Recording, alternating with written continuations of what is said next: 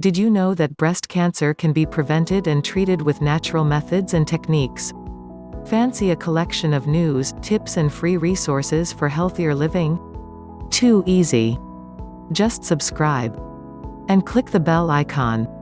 And you'll never miss out again. Approximately 1,663 people will die today from cancer in the United States. This is criminal since cancer is a relatively new disease and would rarely occur if you were healthy. The time to use natural medicine, ideally, is before you are diagnosed, but certainly when you are diagnosed. If you are motivated by fear and run to conventional physicians, they implement therapies like chemo and radiation that will compromise your immune system, which ultimately is responsible for controlling the cancer. Even if they are successful, these approaches will typically kill you from another disease a few years later. An estimated 1,762,450 Americans are expected to be diagnosed with cancer in 2019. The mere words, "you have cancer," is a traumatic blow that can paralyze even the most resilient among us. Panic can easily set in, which has its own ramifications for health and well-being. Interestingly, most say they thought they were healthy up until they received their cancer diagnosis. However, common sense will tell you that's impossible. Cancer, like many other diseases, does not manifest until you're about 80% of the way down the proverbial hole. Most cancers take years, and some even decades, to progress to the point of being diagnosable. As noted by Dr. Nasha Winters, a naturopathic physician who specializes in cancer treatment, cancer is a res ipsa loquitur factor, meaning the facts speak for themselves. In other words, you, in some way, were not leading a healthy lifestyle, or you simply failed to counteract the inevitable toxic exposures we're all subject to in today's modern world. Proactive measures can pay dividends. Unfortunately, conventional medicine pays little attention to actual prevention of cancer, and few doctors are properly trained in evaluating lab tests that can provide early indications that a problem is brewing, even though such tests are readily available. In The Metabolic Approach to Cancer Treatment, Winters reviews several oft-ignored lab tests that can give you a nice overview of how your immune system is doing, and whether you might be at risk for cancer or other chronic disease. Dr. Leigh Erin Connealy also covers this important topic in The Cancer Revolution, a groundbreaking program to reverse and prevent cancer, which is also the title of her book. Even if you believe yourself to be in decent health, finding a doctor who can help you assess your risk and provide guidance on how to optimize your health would be an ideal scenario. But what do you do if you've already been diagnosed with cancer? That's the focus of this particular article, although most of the recommendations apply equally to both prevention and treatment. Addressing your emotions. Getting a cancer diagnosis is bound to throw anyone for a loop. Having tools to effectively address the emotional trauma is an important first step. A popular tool for this is the Emotional Freedom Techniques (EFT). It's non-invasive and easy to learn, and can be done just about anywhere, at any time. When faced with a cancer diagnosis, it's easy to panic and lose sight of the big picture. Most people immediately start on conventional treatment, which typically involves chemotherapy, radiation and/or surgery. Centering yourself with EFT, meditation or any other form of stress relief that you find effective may help you calm down enough that you might consider your alternatives. Most are indoctrinated to think chemo, radiation and surgery are givens, when in fact there are now many different kinds of alternatives. Importantly, once you've done chemo or extensive radiation, your chances of remission through alternative methods are slim, as the damage done is too great.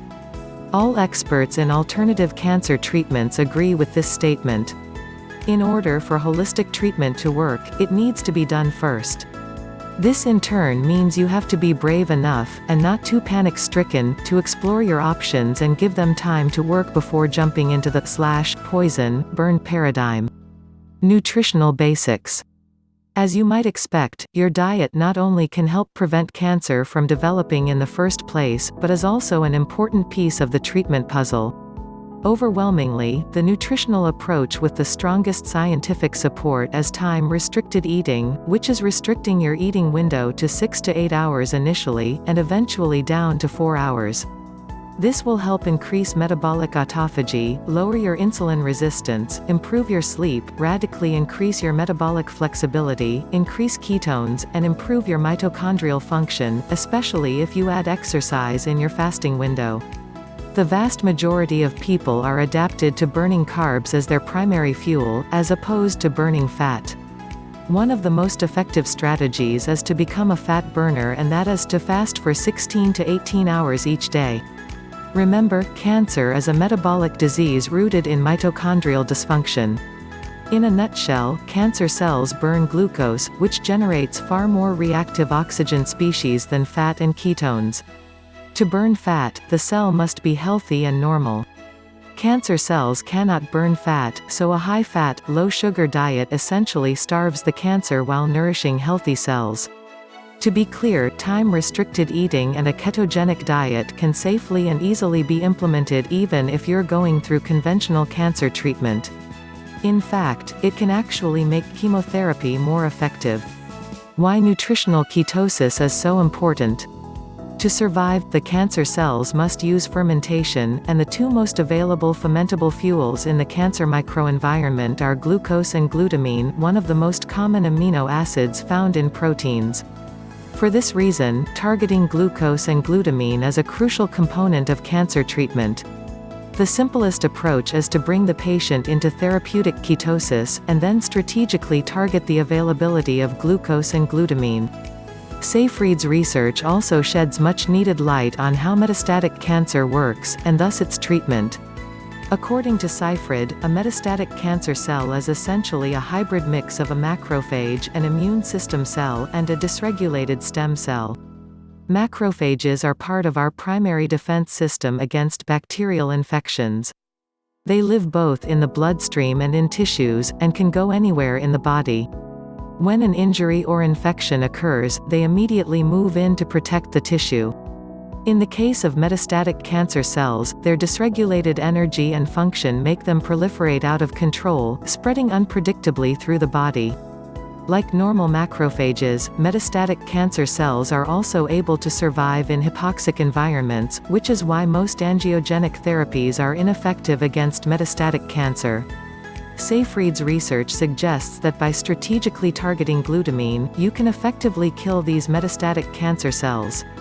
Vitamin D optimization is essential. Optimizing your vitamin D is another foundational move that you should consider regardless of the type of cancer treatment you're opting for.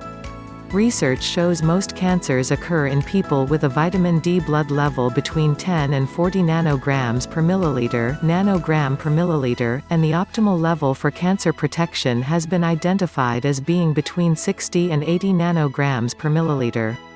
Generally speaking, research has shown that once you reach a minimum serum vitamin D level of 40 nanograms per milliliter, your risk for cancer diminishes by 67%, compared to having a level of 20 nanograms per milliliter or less.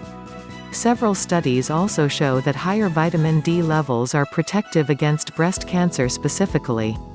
A 2005 study showed women with vitamin D levels above 60 nanograms per milliliter have an 83% lower risk of breast cancer than those below 20 nanograms per milliliter. No other strategy that can offer that kind of risk reduction. A pooled analysis published in June 2018 of 2 randomized trials and a prospective cohort study came to a near-identical conclusion. Mirroring the 2005 findings, women with vitamin D levels at or above 60 nanograms per milliliter had an 82% lower incidence rate of breast cancer than those with levels of 20 nanograms per milliliter or less. Vitamin D also increases your chances of surviving cancer, and evidence suggests adding vitamin D to the conventional treatment for cancer can boost the effectiveness of conventional cancer treatment. Grassroots Health makes testing easy by offering an inexpensive vitamin D testing kit as part of its consumer-sponsored research. You also have the option of getting both your vitamin D and omega-3 index tested. By signing up, you are helping further vital health research that can help millions in coming years. Click the link in the description below. Enroll in the Breast Cancer Prevention Project.